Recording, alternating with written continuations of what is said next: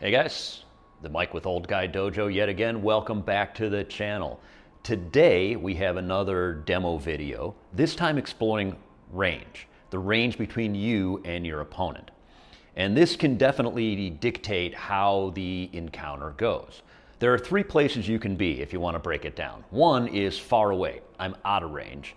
The second is kind of a medium range, and the third is up close and personal. Now we're going to take a look at this practically with our friend Tony once again. So let's take a look at the video. Let's talk about distance, right?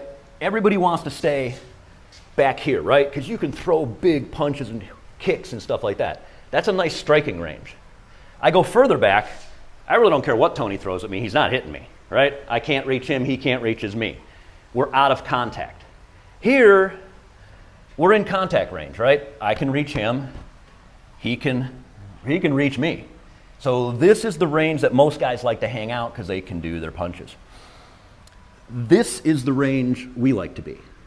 And this is where things tend to devolve after that first push, block, whatever. It ends up here, which is kind of where you get that fallacy that all fights go to the ground because nobody knows what the hell to do, so what do people do? Oh my gosh, we're in a clinch, right? Now it's a wrestling match, and I sure as hell don't want to wrestle him. He's going to win.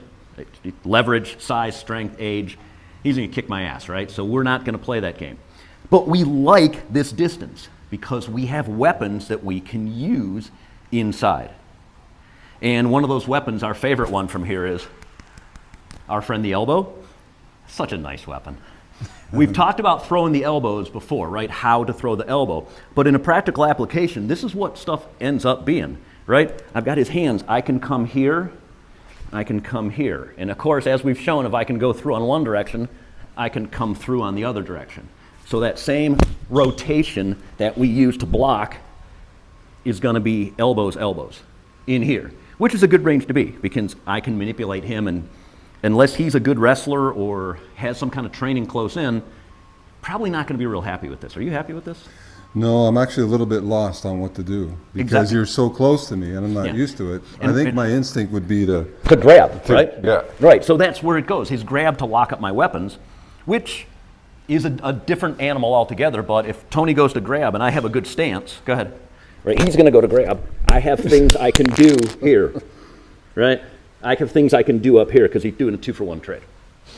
All right. As you can see, control of distance is critical to the flow of any engagement. The place we want to be, obviously, is in the safest zone, which is out of range. And that is why, at the start of any encounter, we're going to take a step back, and we're going to buy ourselves a little distance and hopefully a little time while we try to defuse this situation.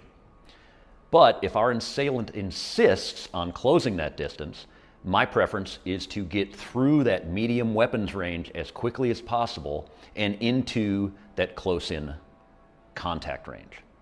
Why?